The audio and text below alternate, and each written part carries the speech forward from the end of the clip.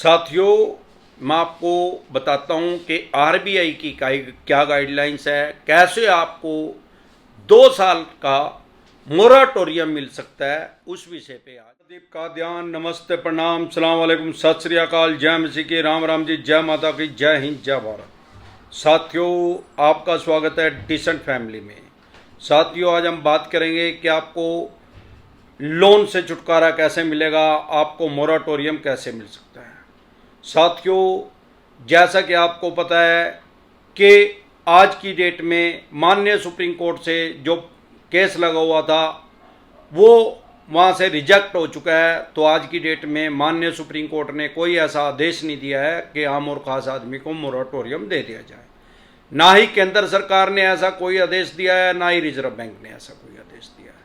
मतलब डायरेक्ट आदेश नहीं दिए गए, जैसे पिछली बार हुआ था 25 सितंबर के बाद, मेरे ख्याल 27 सितंबर के करीब आरबीआई के आदेश आ गए थे कि भाई जो आम और ख़ास आदमी है उनको मोराटोरियम दे दिया जाए। तो पहले 3 महीने का मोराटोरियम दिया था, उसके बाद 3 महीने का फिर एक्सटेंड कर दिया था, टोटल 6 महीने का मोराटोरियम लोगों को दे दिया गया था। वो एक किस्म का आदेश थे, वो मैंडेटरी था कि बैंक या एनबीएफसी कंपनी को देना ही देना है। अगर कोई अप्लाई कर दे तो रिजेक्ट नहीं उसको कर सकते थे।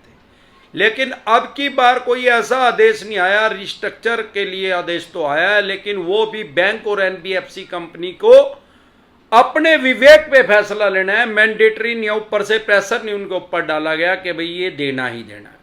अब मोराटोरियम जो है वो तो रिस्ट्रक्चर के अंदर ही इनबिल्ट है। भाई रिस्ट्रक्चर का मतलब क्या है यार, एक को आपका पुराना लोन खत्म करके एक नया लोन बना देंगे, उस नए लोन के ऊपर आज के रेट के हिसाब से रेट ऑफ इंटरेस्ट लगा देंगे और बैंक चाहेगा तो उसमें आपको मोराटोरियम दे सकता है। वो आपकी सिचुएशन देख के बैंक को ये लगेगा हाँ भाई ये आदमी पेइंग कैपेसिटी है इसकी, अभी ये कोरोना काल की वजह से डाउन हुआ है, ये हमारा पैसा दे सकता है भविष्य में, तो वो आपको दे देगा। सबसे पहले हम बैंकिंग को समझेंगे तो हमें सारी बातें ऐसे लेके जेड तक समझ में आ जाएगी।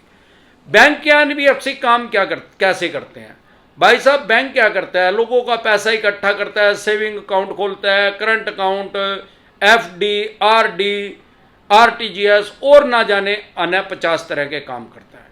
उसके बाद वो लोगों का पैसा जब इकट्ठा कर लेता है तो वो अपने घर से पैसा थोड़ी देगा, उनको ब्याज देना पड़ेगा उसको।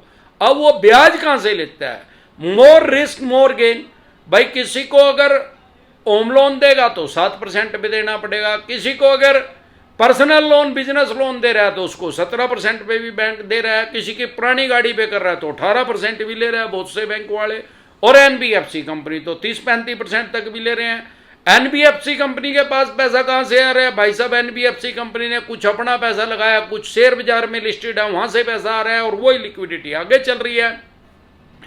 अब वो ही लगी फटने खरात लगी बटने, जो मैं हर बार बताता हूं, जब तक इनकी पूरी फटेगी नहीं ये किसी को मोराटोरियम देने वाले नहीं है। मोराटोरियम का मतलब क्या है भाई, खुद छुट्टियां कर दी, जैसे गर्मी की छुट्टियां हो गई थी यार, या सर्दियों की छुट्टियां तो आजकल होने लगी। जब हम पढ़े करते तो गर्मियों की छुट्टियां होती, सर्दियों की तो छुट्टियां ही नहीं होती भाई। तो लेकिन जब छुट्टियां हो जाती गर्मियों की, हम तो अपनी नानी का बाग जग रहे थे, लेकिन वो गर्मियों को स्कूल का काम तो करना पड़ा था, टीचर उसको चेक तो करता था। ऐसे ही अगर किसी ने मोराटोरियम ले भी लिया है तो उसको वो काम तो करके लेना पड़ेगा, उसका ब्याज तो देना पड़ेगा। पिछली बात तो जो ब्याज के ऊपर ब्याज लगा था वो माननीय सुप्रीम कोर्ट ने उसको रिजेक्ट कर दिया था, आदेश दे दिए थे केंद्र सरकार को भाई इसको छोड़ा जाए, ये गलत लग गया। लेकिन अब की बार जो लोगों ने कोरोना काल में जिनसे दोबारा जो दूसरी लहर आई नहीं पैसे दिए गए, तो लोगों से पैसा नहीं दिया गया, स्वाभाविक बात है। अब जब पैसा नहीं दिया गया तो उनके ऊपर ब्याज भी लगाया और ब्याज के ऊपर भी ब्याज लगाया। अब कोई ऐसा सेंट्रल गवर्नमेंट का कोई ऐसा आदेश नहीं आया। कारण क्या है, क्योंकि सेंट्रल गवर्नमेंट ने तो भाई साहब देश को बंद किया ही नहीं। अब की बार कोरोना काल में लगभग सारा देश बंद हुआ है, लेकिन अलग अलग स्टेट ने अपने व्याप पे अपनी अपनी स्टेट को बंद करते चले गए और उसकी वजह से फिर बिजनेस व्यापार काम धंधे खत्म होते चले गए, लोगों के पास पैसा नहीं है। मोराटोरियम नहीं मिला, मिलेगा वो तो भविष्य के क्रम में है। क्या कारण है मोराटोरियम देने का, अब क्या रिस्ट्रक्चर में क्या आया है, उनकी गाइडलाइंस क्या है। अरे भाई साहब वो ऊंट के मुंह में जीरा धर रहे हैं कैसे भाई? 31 मार्च 2021 तक आपका अगर लोन स्टैंडर्ड है तो आप मोराटोरियम के लिए या रिस्ट्रक्चर के लिए पहले तो बात करेंगे, उसके बाद ही मोराटोरियम का तो ऑप्शन आएगा, तो आप एलिजिबल है। अरे भाई साहब, कितने आदमी ऐसे हैं जो 31 मार्च 2021 तक अपनी किस्त तक जिनकी डिफॉल्ट नहीं हुई है? वो मुट्ठी भर आदमी है। वो है कौन?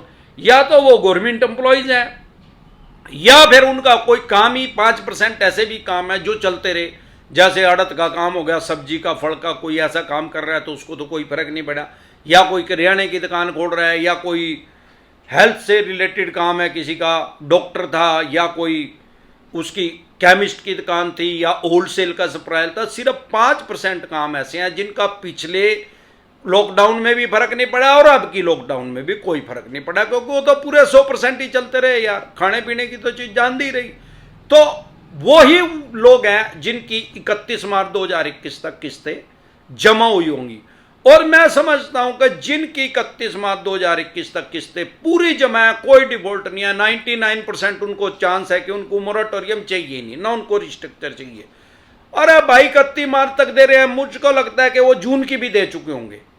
बहुत कम चांस है, 0.1% भी नहीं कहता मैं, 1% आदमी पा जाए तो पा जाए जो ये कहेंगे भाई हाँ मेरे को रिस्ट्रक्चर दे दो। अदरवाइज उसका काम चल ही रहा है यार, उसको पता ही आप जो लेऊंगा तो मेरे को और ब्याज देना पड़ेगा। जो आम आदमी है, मध्यम वर्गीय परिवार के आदमी, उनकी तो कमर टूटी पड़ी यार, उनका तो बिजनेस व्यापार काम धंधा सब ठप हो गया, जोटा था चबड़ा था। प्राइवेट आदमियों की 12.5 करोड़ आदमियों की जॉब पिछली बार जा चुकी है भाई साहब, पिछले लॉकडाउन में सर्वे बता रहे, और अब की बार कितने की गई कोई कह ही नहीं सकते। और जितने भी आदमियों की दोबारा लग भी गई प्राइवेट जॉब थी, 95% आदमियों को सैलरी 50% से ज्यादा नहीं मिल रही। 5% आदमी ऐसे होंगे जिनको पूरी सैलरी मिल रही है, जो पिछले कोरोना आने से पहले जितनी मिल रही थी। अब स्वाभाविक बात है कि उनकी किस्तें डिफॉल्ट होंगी, अब उनको ही सबसे ज्यादा दिक्कत पड़ रही है, और उनके लिए कोई अभी छूट आ नहीं रही है। यह जो झोला छाप यूट्यूबर हैं, ये भ्रांति फैला देते हैं समाज में, ये हो गया 2 साल की, अरे इनको अपना बेरी की दुकान का तो इनको पता नहीं है कहाँ। पहले तो ये झोला छाप यूट्यूबर लोगों के साथ सुपर चैट करते थे, अब वो सुपर चैट कहाँ गई, अब क्यों नहीं कर रहे हैं। फिर ये दूसरा इन्हें कंसेप्ट लेके आए थे भाई मेंबर बनो भाई, अब वो मेंबर भी नहीं बना रहे। अब भाई यूट्यूब पे जलजला आ चुका है, अमरदीप कादियान आ चुका है, जो कि फ्री में एडवाइस दे रहा है और 100% स्टिक दे रहा है, और आम और खास आदमी की मदद कर रहा है। अब दिक्कत कहां है, ये झोला छाप कुछ बोलते क्यों नहीं? क्योंकि वो चवन्नी छाप टकला भिखारी जुआरी, वो तो हमारे बारे में कुछ बोल रहा था, उसको तो पता लग गया, सबको ही पता लग गया कि ये चवन्नी छाप इसी का ही नाम है। अब झोला छाप क्यों नहीं बोल रहा है? झोला छाप को ये पता है, एक बार तूने जुबान खोली तेरा बेरा लग जाएगा लोगों ने, भाई तू ही झोला छाप है, क्योंकि वो झोला छाप ही पहले कर रहे थे, सुपर चैटर वो ही मेंबर बना रहे थे, लोगों को पता, वो बना नहीं रहे।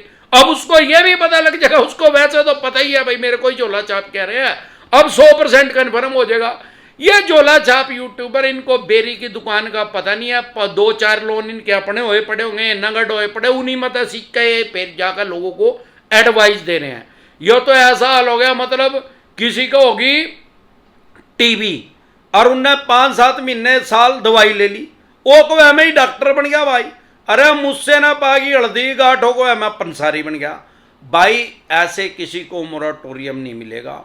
वही लगी फटने, खरात लगी बटने यार, कुछ बैंक तो खुद से ही मैसेज करने लग गए हैं। जब कभी भी बिजनेस का एक असूल है, और सारी दुनिया का भी एक असूल है, अगर आप किसी को अपनी गरज दिखाएंगे तो वो पीछे हटेगा, आप पीछे हटेंगे तो वो आगे बढ़ेगा यार, स्वाभाविक बात है। जब आपके पास पैसा नहीं है, अगर आपका अनसिक्योर लोन है, आपके पास पैसे नहीं है, चाहे सिक्योर भी, सनी भी कुछ नहीं बिगाड़ सकता मेरे यार, ये तो क्या कर लेंगे यार, ये पंजी का केस करेंगे अनसिक्योर लोन में, आज ही अमरदीप का ध्यान बता देगा करना क्या है यार। तो डरे घबराए नहीं, पेशेंस रखे भाई। जैसे इनका एनपीए बढ़ेगा, देखो सबको तो ये राइट ऑफ में डाल सकते हैं, बहुत से आदमियों को राइट ऑफ में डालते हैं, बड़े परेशान हो गए 1.5-2-3 साल के बाद। सबको एनपीए में नहीं डाल रहे हैं, आपके भी बहुत से आदमियों के जो देख रहे हैं, बहुत से आदमियों के केस होंगे 3 महीने के बाद एनपीए में चला जाओ भाई, 92 दिन के बाद। आप में से बहुत से आदमी खुद से मेरी बात के गवाह हैं कि आपका केस एनपीए में गया ही नहीं है। चवन्नी छाप बोल तो रहे हैं, लेकिन आपके पास नोटिस नहीं आया बैंक से कि एनपीए में चला गया। क्यों नहीं गया, क्यों नहीं डाल रहे? अरे भाई ज्यादा आदमियों का एनपीए में डालेंगे तो ये खुद से ही नंगड़ हो जाएंगे। पीछे लक्ष्मी विलास बैंक नहीं डूब गया, 26% एनपीए हो गया था, ताला लग गया उसमें। अरे भाई लोगों को नंगड़ करेंगे, खुद से ही नंगड़ हो जाएंगे।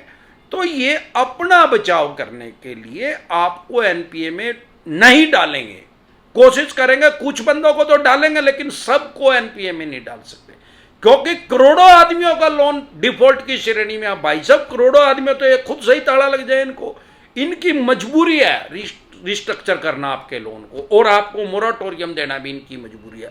जब ये अपनी मजबूरी जाहिर करेंगे तब आप आगे बढ़ना। बहुत से आदमियों के पास मैसेज आ रहे हैं, मैसेज के अंदर ही लिंक आ रहा है, बैंक ही भेज रहा है कि भाई कर दे अप्लाई।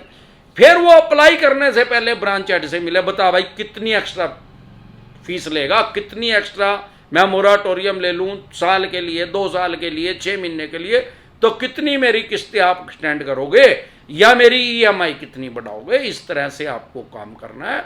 ज़्यादा इन झोला छाप यूट्यूबर जो हैं गलफत की स्थिति फैला रहे हैं, अब ये बिना पानी की मछली की तरह तड़प रहे हैं, क्यों? वह पैसे तो आने हो गए बंद भाई।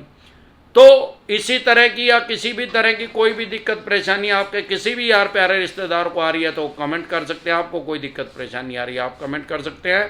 इसके अलावा हमारा एक चैनल और है डिसेंट व्लॉग के नाम से, जब भी कोई मानसिक परेशानी हो उसको देखें और लाइव का मस्त मजा लें। उसका लिंक आपके स्क्रीन पे आ गया है। जिंदा रहे तो बार बार मिलेंगे, नहीं तो हरिद्वार मिलेंगे। नमस्कार।